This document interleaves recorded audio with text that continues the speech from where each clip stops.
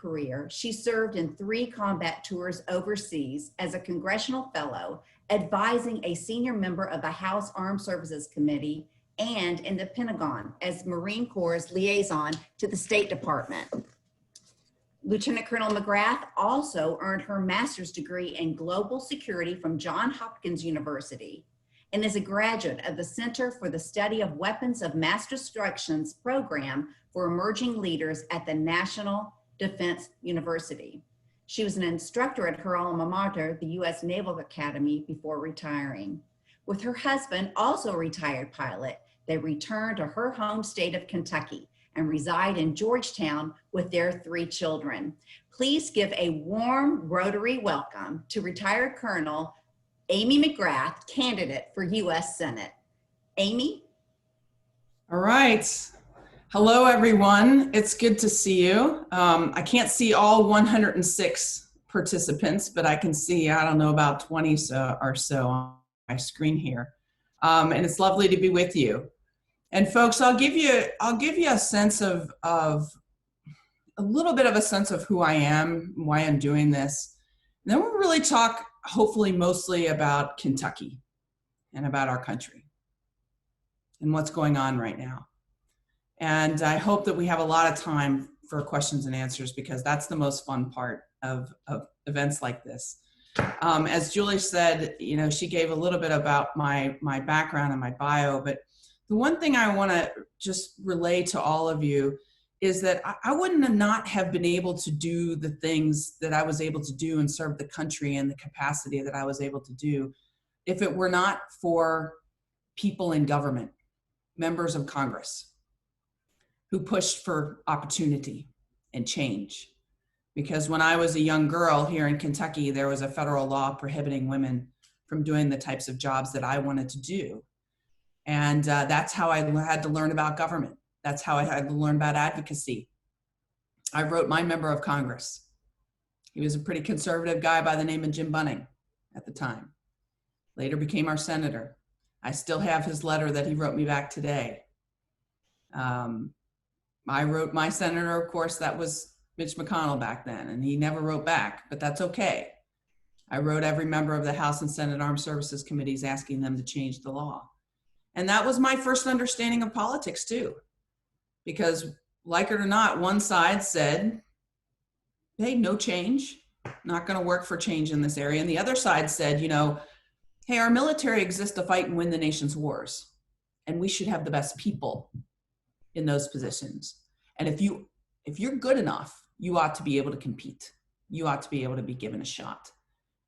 And that stuck with me my whole life. All I wanted was a shot. And I got lucky, because when I was a senior in high school here in Kentucky, we had this amazing thing happen that year in 1992 in the fall. It's called an election. And we had more women elected to Congress than ever before in history. We had a new president elected that year. And within 3 months of President Clinton's inauguration, Congress had rescinded that obscure law. And the administration opened up not all jobs to women, but many more, including combat aircraft, combat ships, aircraft carriers. And as Julie mentioned, some of the things I've been able to do, it was because I was in the right place at the right time. When I left here in Kentucky and swore to defend the Constitution of the United States of America against all enemies, foreign and domestic, all the doors for what I wanted to do opened up. So as I look at where we're at right now and where this nation is, you know, what you ought to know about me is that I'm somebody that deeply believes in service to country. You know, when I left home here in Kentucky, I got a chance to serve with people from all walks of life, different backgrounds, different ethnicities, some from New York and California and Florida, some who were not even American citizens, who put on the uniform and defended this country. And I also learned a lot about leadership in the times, in those 24 years and in the 20 years I was in the United States Marine Corps. The traits that I learned about what leadership is all about: character, honor, integrity. Those traits, I didn't see them in our political leadership. I don't see them today. And it was that idea, that worry for my country, that spurred me to want to go into public life. I never thought I would be a politician, never thought I'd be running for political office in my entire life. But I felt like we needed better leaders, and we need them now. And I'll tell you, I'm even more convinced today that we need better leaders. And if you aren't, I would say just look around. This is a mask. This is what we're all wearing right now. You know, our country has never needed a new generation of leaders more than right now. So I'm running in this US Senate race to be a voice for everyday Kentuckians, to be part of a new generation of leaders who is, we have to have in this country. Because why? Folks, we are more divided than ever. We are more partisan than ever. Our Congress is more dysfunctional than ever before. We have more inequality than ever. We're in the middle of a pandemic in which we have lost 205,000 Americans in 9 months. And does anybody here think we have a plan? That our leaders have a plan to even tackle this thing?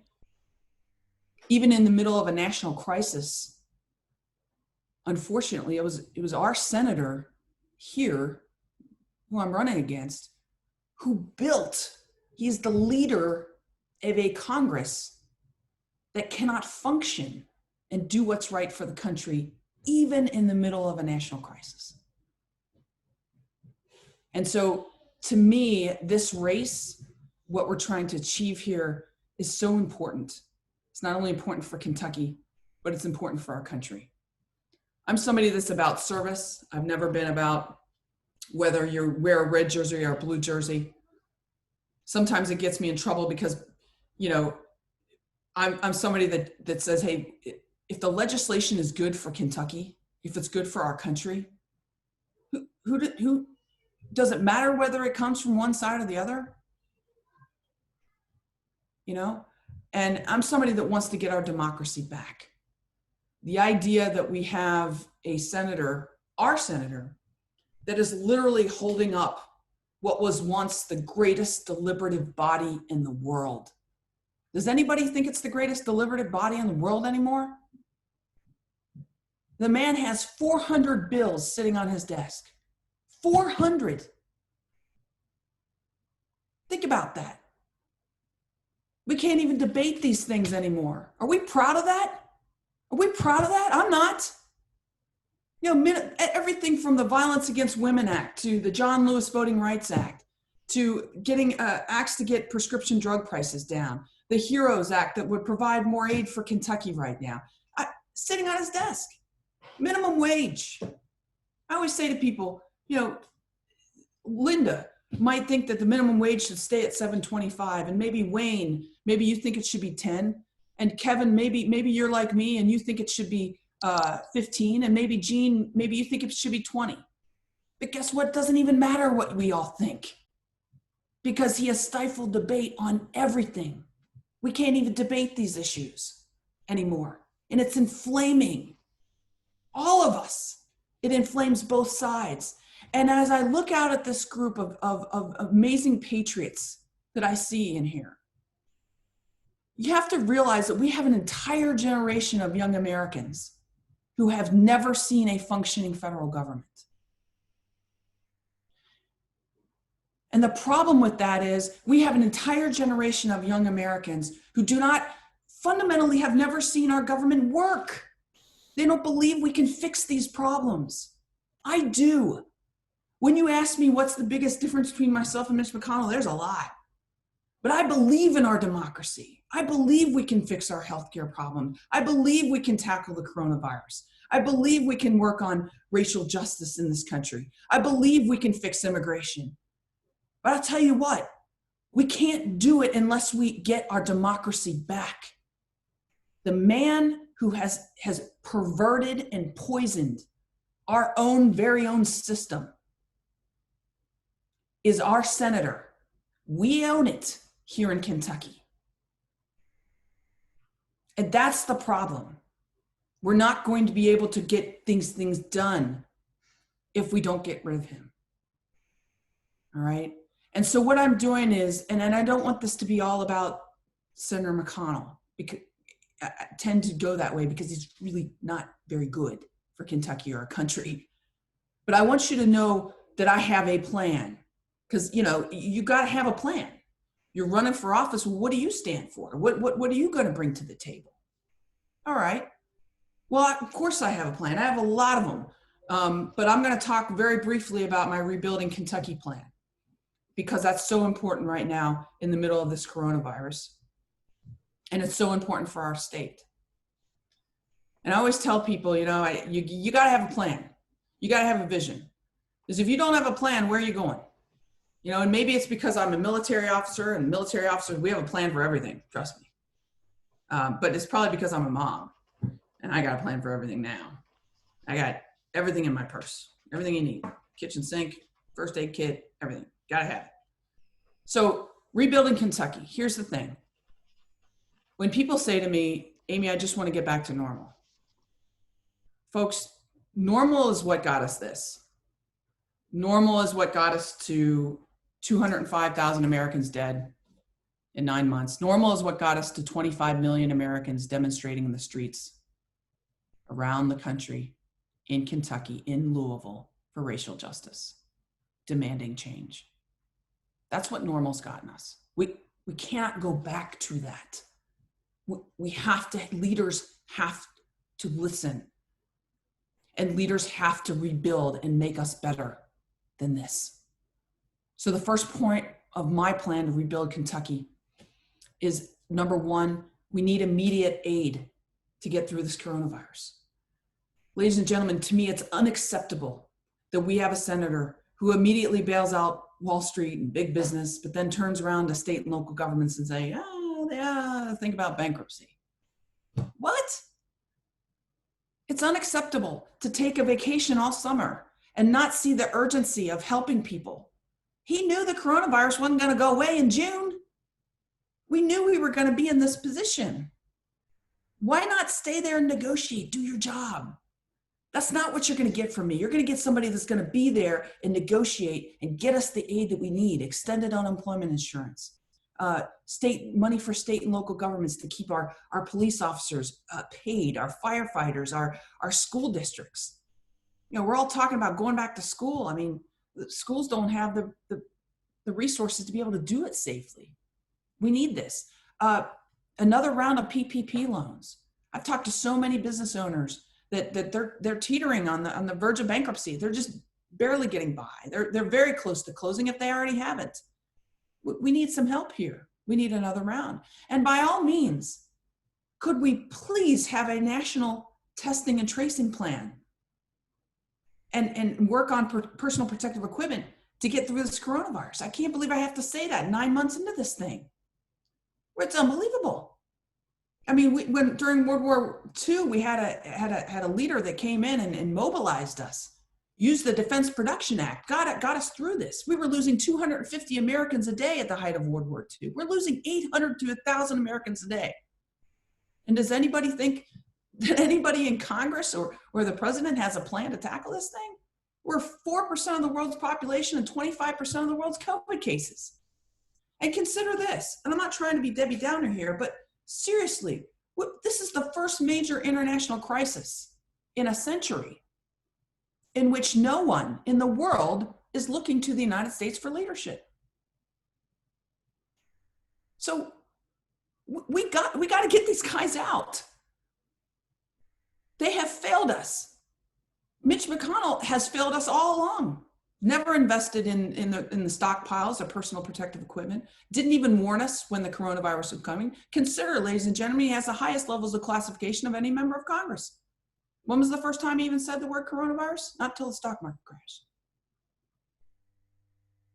We've got to take this seriously. We got to have a plan and get through it. So that's number one. And then number two is we've got to fix our healthcare system. I mean, we are all connected. And this pandemic is showing us now more than ever two things. One, that we're all connected. And our public health and other people's health is important to ourselves. It's important to our families. That's also important to our economy. Okay. And we have to make affordable and accessible healthcare for everyone. And I think the other thing the pandemic has shown is just how the disparities have been so great, and they're exacerbated in the middle of this pandemic. Those communities that don't have access to affordable healthcare have been hit even more. Black Kentuckians are dying at 2.5 times the rate of white Kentuckians. How is that right?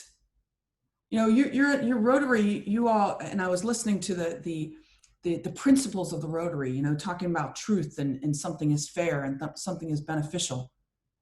But it's about, how's that fair? We're seeing massive inequalities, and it's showing it all to us right now. Healthcare is a big one. What do we need to do? We need to do things like shoring up the Affordable Care Act, because it was never a perfect piece of legislation. Of course not. No major piece of legislation ever came through perfect in this country, ever. But we don't throw it away for purely political reasons without a plan, like our senator wanted to do for a decade. That's what he worked on for a decade. And his plan was so bad that even the president called it mean. And his plan was so bad that Patriot John McCain gave it the big thumbs down because he didn't have a plan. We've got to fix it, shore it up, make sure that people with pre-existing conditions are not going to get thrown off their health care, that they're protected. Almost everybody either has a pre-existing condition or knows a loved one who does. I certainly do. We got to do that. We've got to get prescription drug prices down. They have gone skyrocketing. We have caravans in this country that go to Canada to buy insulin. What are we doing? We've got to do things like get prescription drug prices down, and I know we can do this. There's 6 bipartisan bills that passed the House, sitting on McConnell's desk, of course.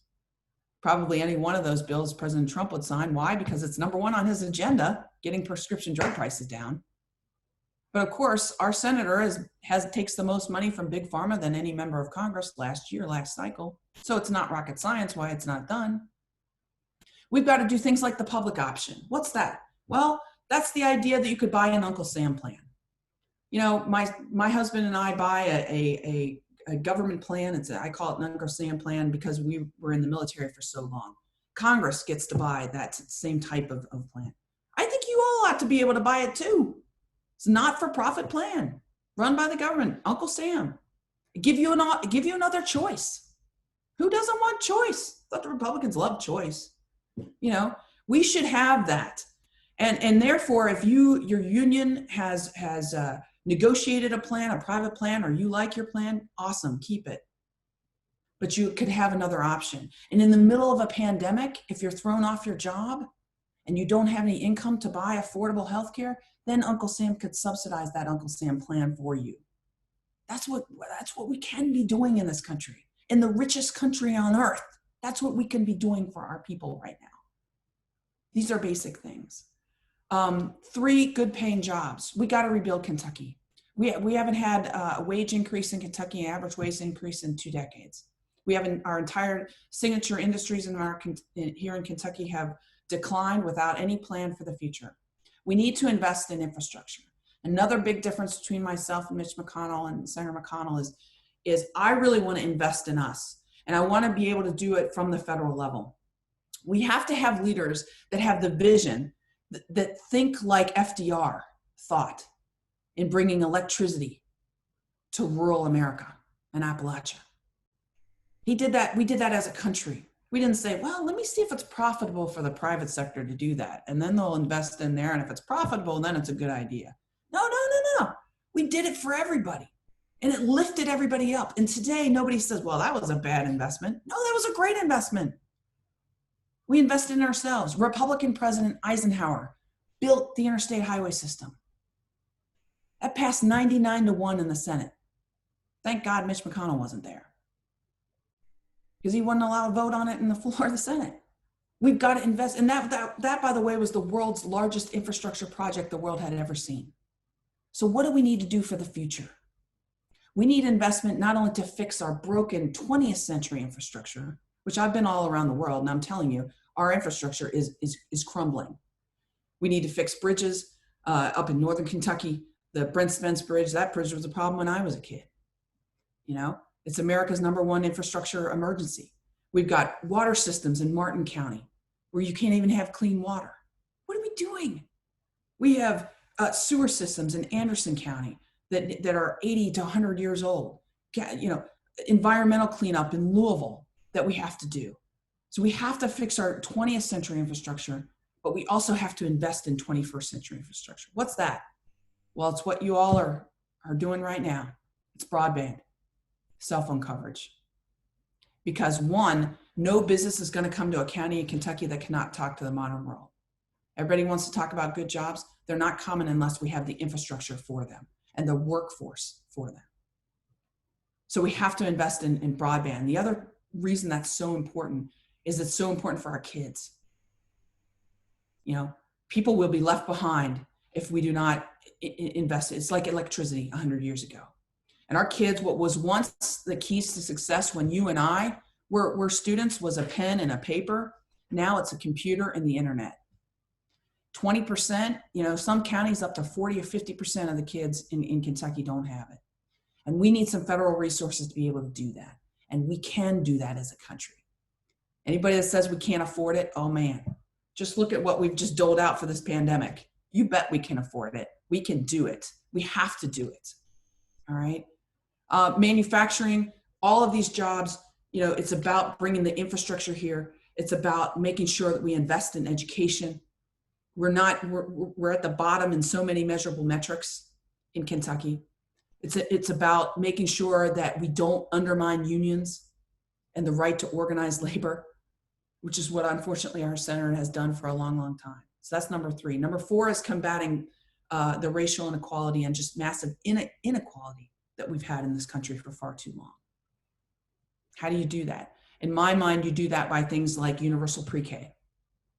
Universal pre-K, I mean, it gets kids started out on the right footing. We're the only major industrialized country in the world that doesn't do it. It helps people. I mean, these are policies that could help us close some of these gaps. And if you sit there and you think, well, the gap's not that big, Amy. It's really not that big. Okay, well, consider this statistic. In the 1960s, the average CEO made 25 times more than the average worker. When I was in high school here in Kentucky, it was 65 times more than the average worker. You know what it is today? 320 times more than the average worker. Inequality has skyrocketed. And I would argue it's very much because of the policies that have been pushed by our senator for the last couple decades. The idea that you can't even get a college education anymore without being saddled with thousands of dollars of debt so that you can't start out a good life. So that's why I want to do things like a national service plan to make sure that, you know, if you want to go to college and you want to study nursing or education, you want to be a teacher, Uncle Sam, you could pay your college education 1 year and you could agree to serve back 1 year in that capacity. Expand the idea of what service is. Why is that so important? Well, the GI Bill last century built the world's most educated, greatest middle class the world has ever seen. So let's expand those programs that were good. Think of service not just as military service, but service back to community. We can do these things. Access to broadband is a really important part of that too. Social justice and racial justice is a really important part. When you talk about in Rotary, you talk about fairness as one of your key traits of being a Rotarian. There's a $20 billion gap between majority white schools in this country and majority non-white schools. How is that fair? How is that right? We've got to tackle these things. You know, criminal justice reform. There is systemic racism. And it's systemic means that in the very parts of our society, just based on the color of your skin, you're at a disadvantage. We've got to tackle this stuff. Home ownership is a big part of wealth in this country. So we've got to make it easier for groups that have been disadvantaged for far too long to become homeowners. So there's a lot of things that we have to do. So that's the fourth piece. And the fifth piece and final piece of this plan is tackling corruption in Washington. Because all these policy things they're good ideas, and I think we ought to move forward with them, and I think we ought to vote on them in the Senate. But we can't do that unless we get our democracy back. And we can't do that unless we tackle corruption in Washington. I think the first thing is getting rid of Mitch McConnell, which is what I spend a lot of my time working on. But in the Senate, what does that mean? In my mind, it means tackling dark money, ending Citizens United. That is so important. Why? Because those entities of dark money, there's no transparency with them. We don't know who is contributing to them. We don't know who's buying these politicians. We don't know what person, what corporation, what entity. We don't even know what country they're from because there's no transparency. And I think that's going to crush our country. I really do. And I'm very worried about it. So we have to get transparency. We have to work to end Citizens United because we've got to get our democracy back. The other thing I think we need to do very badly, and this is not a red or blue issue, is term limits. Nobody should be in the same seat in the Senate or in Congress for 42 years. Nobody, not me, not you, not Senator McConnell, not anybody. Okay? Because the longer you're in the Senate, in our system, the more power you get, right? But also the more you become, you now represent that sort of Washington, D.C. swamp more than you represent the people that you're supposed to represent. And that's what's happened with Senator McConnell. And we need it across the board, all right? I think that's so important. It's not going to fix everything. Term limits isn't going to fix everything, but it's going to move us in the right direction. I'm for presidential term limits too, by the way. I don't just want to throw that out there. We already have that, which is good. The other thing we have to work on to fix corruption is voting rights. When I served in the United States military, I served for everybody's right to vote. It's not a privilege, it's a right. And that means we got to make sure that everybody has a chance to vote. Last cycle, there was a woman who, after I ran in Kentucky 6, and we barely lost, and I was going through, a couple weeks later, I was going through the drive-through at McDonald's after I dropped my kids off at school. And the woman was giving me a coffee, and she said, "Oh my gosh, I loved your commercials." I said, "Great, did you vote?" She said, "No." I said, "What?" She said, I couldn't get off work. I'm here at 6 a.m. I dropped my kid off at my mom's house. I'm a single mom. I work here. This is my job. I take public transportation here. And I'm thinking to myself, why on earth do we have this 12-hour window on a random Tuesday in November? But it's not 1950 anymore. We can do this. And the good news here in Kentucky this year is that our state has never made it easier to vote than right now. And that's good because voting's going on. We're going to be able to have more people have a say than ever before. I think that's really important. That you will get from me in the Senate as somebody who will always work to make sure that it's easier for people to exercise their right to vote. Okay. So with that kind of gives you a sense of where my plan is. And I'd love to be able to ask you or answer from you any questions that you might have. Okay, I hope I didn't go too long there. No, you did not go too long. We really appreciate the opportunity for you to share with us. And I do have several questions. So if you're okay with that, I'll just go ahead and read them. And you touched on some of these things, but maybe you want to expand a little bit further. Okay. Thank you, first of all, for your service to the country. And you mentioned a little bit about this, but what does duty, honor, and country really mean to you? I love that question. There isn't a day that goes by that I don't think about those things. First one, duty. Duty to me is when you sign up for a job, do it. I mean,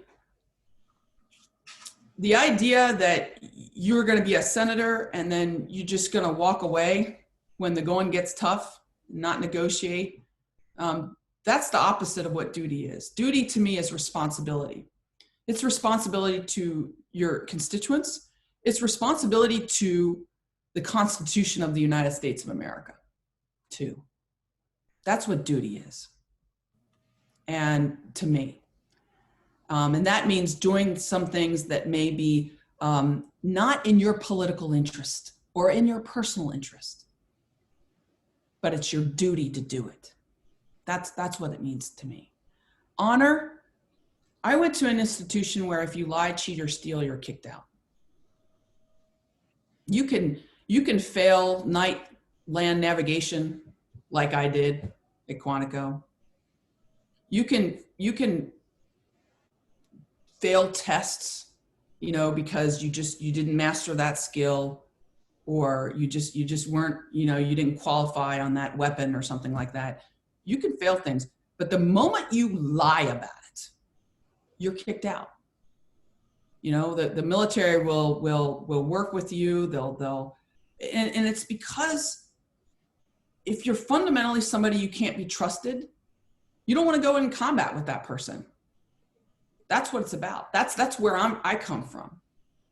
And I think honor, right now, we don't have it. We certainly don't have it in Senator McConnell. Does anybody think that man can keep his word? I mean, look at the Supreme Court justice fiasco that we're dealing with right now. 4 years ago, he said, let the people decide. Now he just changed his mind. What? I mean, that, to me, people see that and they don't believe in that characteristic of honor. I believe it's so important in leadership. You're not perfect. No one's a perfect person. You make mistakes, but you have that integrity to always know who you are and to do the right thing, to be an honorable person. That's important to me. And then country, to me, country is about our democracy.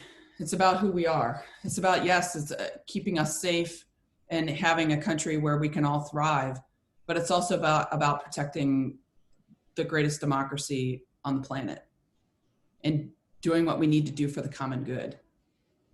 I love my country. I'm not a cynic. I believe in our democracy. And I believe we're going to have to work hard to make it work. But instead, with everything that's going on right now, I think there's a tendency sometimes, and it's happened in my friends, to just sort of throw up your hands and say, there's nothing we can do. That's not the kind of person I am. I believe it's my duty to my country to not throw up my hands and say, I give up. No. We got to make it better. We got to make it better for our kids, So that's what that means to me. Thank you. Which attribute or qualification singularly distinguishes you from your opponent in this race?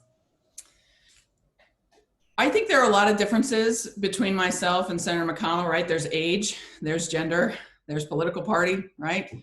But I think one of the big ones is this idea that you put your country before your political party and before your own power. And, one of the persons I most admired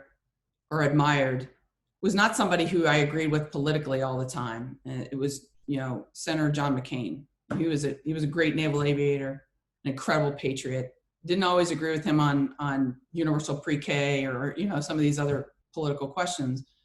But I never once questioned that man's patriotism to this country, or his ability to say, I'm going to put this country above my political party. I can't say that about our senator and about a lot of people who are in office right now.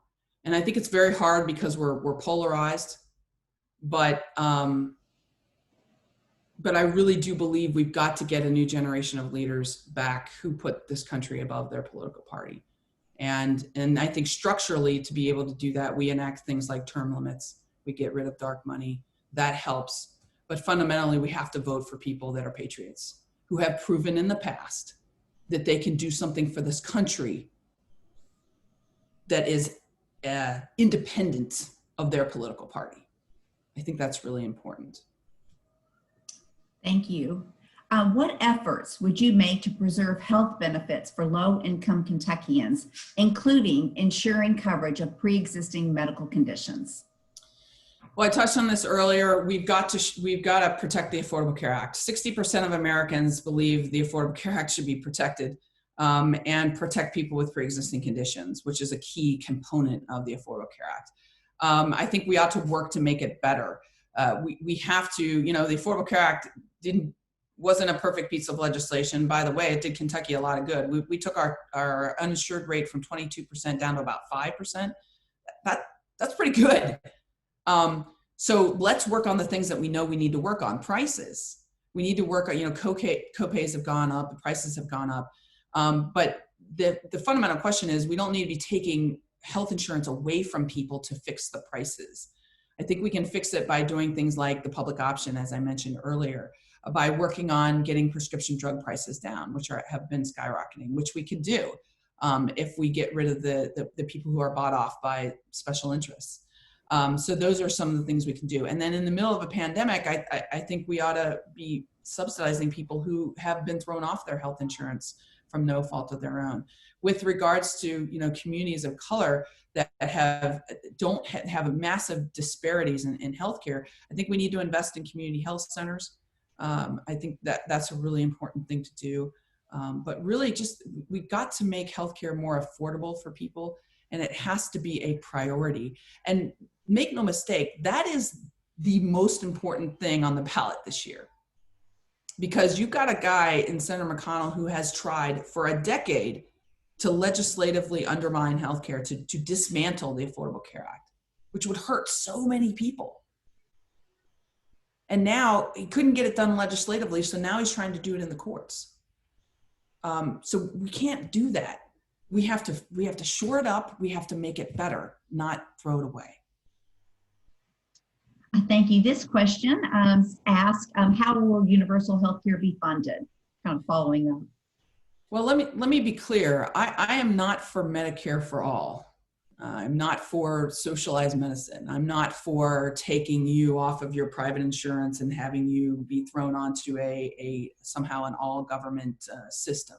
I've never been for that, despite what Senator McConnell would like you to have you believe. I'm for things, like I said, the public option, which would give you the option to buy a government nonprofit plan. And as far as paying for this, if you're buying the plan, that's a lot of the cost already. We just have to make it affordable for people. They still have to buy it. And just like my husband and I buy that plan for our kids and for our family. And the goal is make it affordable. That's the goal. And if you're talking about how do you pay for it, consider this.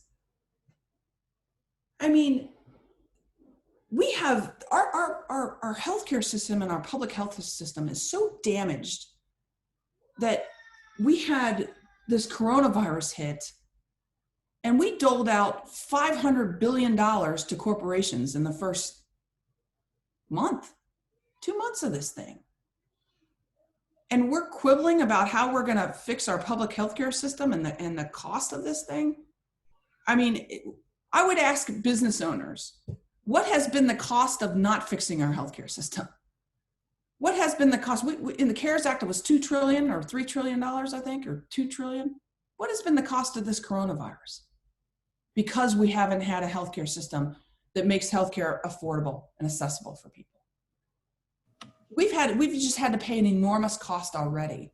When I talk to public health experts and doctors at the University of Kentucky and elsewhere, one longtime public health doctor told me, and I had a long discussion with him, and I said, what do you think going forward? And he said to me, Amy, let's make sure we never do this again. Let's make sure we have a healthcare system where we don't do this pandemic thing again, not the same way. That's going to require some investment in making sure healthcare is affordable and accessible for everyone. But I think it's a worthy investment. It's not only a moral investment, but oh my gosh, it is an economic investment now in a big, big way, okay? And we can do it, and then we can do it in a common sense way. Very good. This question asks, what will you do as senator to help address the wealth gap in Kentucky and the United States? Well, I mentioned a few things earlier. We've got to make home ownership easier for people. And that's so important because at all the studies that come down, they say a lot of the wealth that you get in your life, a lot of it comes from your assets and those assets that you're able to give your children. Also, of course, education. I mean, policies of universal pre-K and a national service plan to help people get higher education so they're not saddled with debt. These are all policies that would help that wealth gap, which has just gotten so much worse. Stop undermining unions is another thing that we got to do. I mean, Mitch McConnell has consistently for decades tried to undermine unions. It's like a race to the bottom when it comes to wages now. We have people in Kentucky that have to have 3 jobs to make ends meet. What are we doing? You know, meanwhile, the price of healthcare has gone up, the price of prescription medication has gone up, housing has gone up, everything, education's gone up, and wages have stayed stagnant or gotten worse for so many people. So we've got to make sure that we're not undermining unions because they are the ones that negotiate for better wages and better standards for people.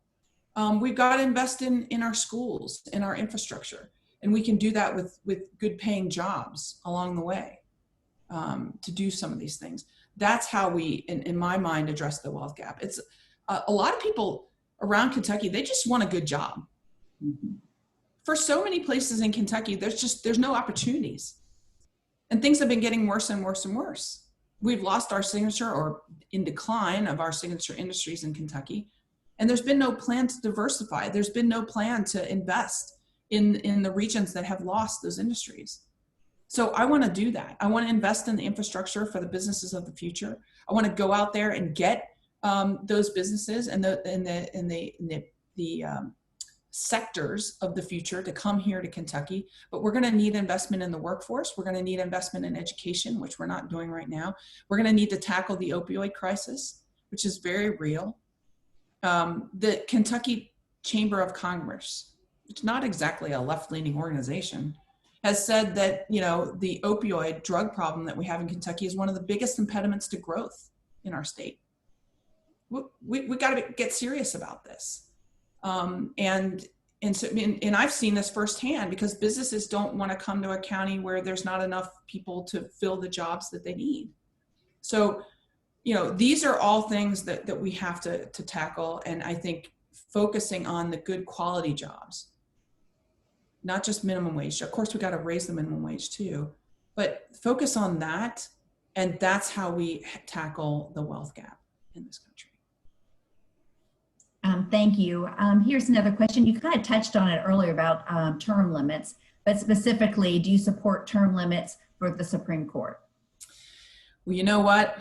I think we ought to do term limits for the Senate first. I think that's really important. And here's the way I think about the Supreme Court. The Supreme Court worked for 200 years. When Ruth Bader Ginsburg, Justice Ginsburg, was nominated and confirmed, she was confirmed 96-3 in the Senate. What's the common thread that's been happening in the last few years with the Supreme Court? The common thread is that it's been so polarized and so partisan, and there's battles. It's not the 96-3 anymore. The norms have been shattered. Who's been the leader of this Congress, of this dysfunctional Senate, who has polarized the third branch of our government that was never supposed to be polarized and partisan like this? Our own senator has done that. He is responsible for it. He is. And we have to take a step back and say, what has that done to our country? I am not willing to sit there and give up on what has worked for 200 years. Yes, he's polarized it, he's poisoned it, and we got to get rid of him. Because as long as he is there, it's going to get worse. But when he's gone, I'm not willing to say, hey, we've got to do massive structural change, because you know what? Let's see if we can get back to what's worked for 200 years first. I'm not going to say we're not going to do it, because I think we need to fix this. We need to fix our system. We need to get it back working again.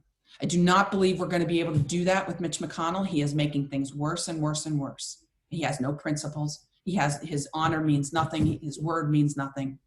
But we have to get back to it. And I think that we can. My hope is that we can. But if we can't, then we have to have a new generation of leaders that's going to look at all the ways we can get our government working again, so that the Supreme Court is not a partisan mess. And term limits, it's an idea we might need to discuss. But I don't think we need to discuss it until we get rid of Mitch McConnell and try to get our system back to the way it was. Thank you, Amy. I have one more. And you've said there are very different systems of justice for different people. What change do you think needs to happen, and how would you go about it?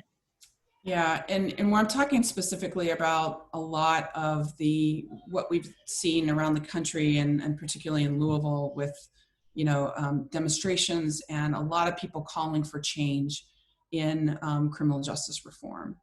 And I hear from a lot of people, there are two systems, and there can't be in this country.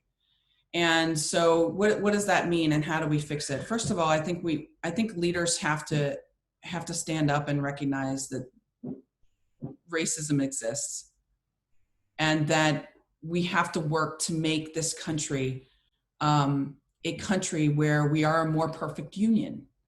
I mean, that's what the Constitution is all about.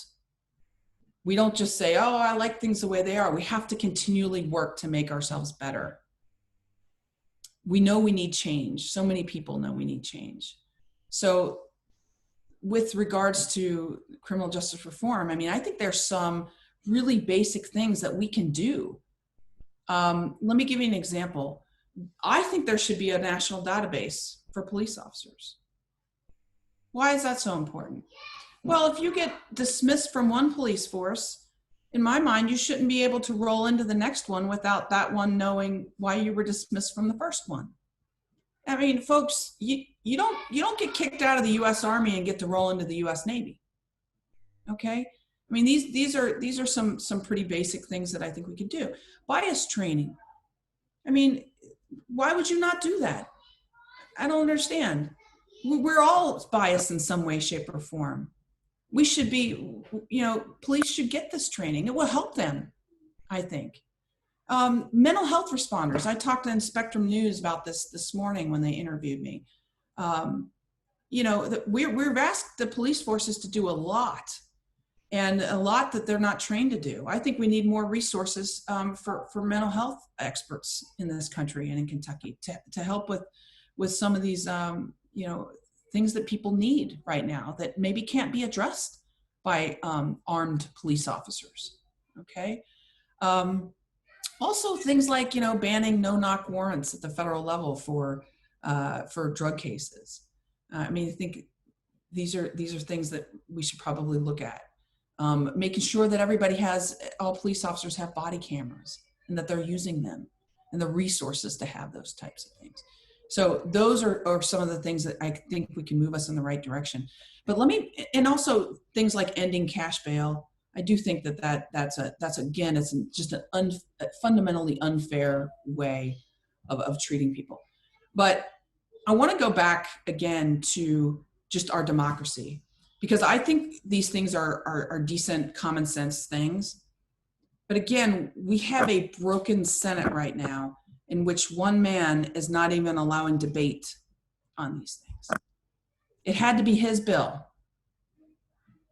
He wouldn't debate anything else.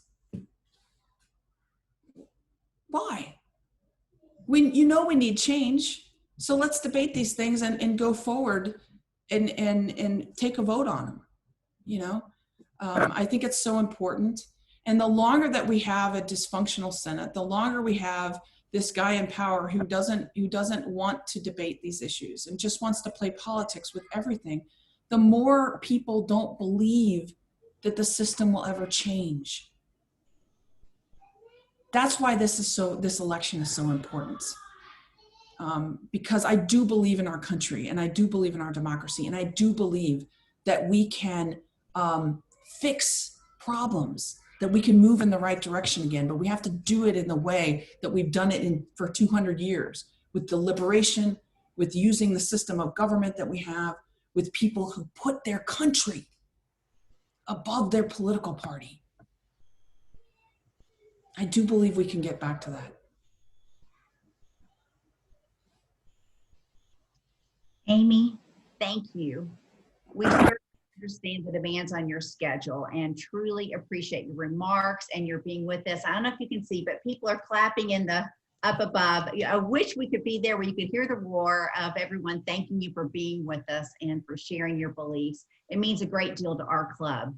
And I also want to thank you for your extraordinary military service and for your leadership. Well, I appreciate it. It was my honor to serve. I'm just trying to do it again. And I thank you all for your patriotism, for not giving up on this country, and for believing that we can do better. And no matter which way you vote, I can just tell you that I'm going to work really hard because I love our country and I love Kentucky. And I know we can do better. Thank you, Julie. Thank you so much. And also just to share with everyone, the Speakers Committee, as you know, has worked really hard throughout the year to make sure that we bring you great speakers. And so as soon as we have the date for Senator McConnell, we will be announcing that. We're working with the staff to nail that down. So that will be announced soon. And again, Amy, thank you for being with us. Guests, thank you for joining us. And if you're interested in more about hearing more about Rotary, please stay on the line. That session will be immediately following. And so with that, thank you, everyone. We're adjourned and be well.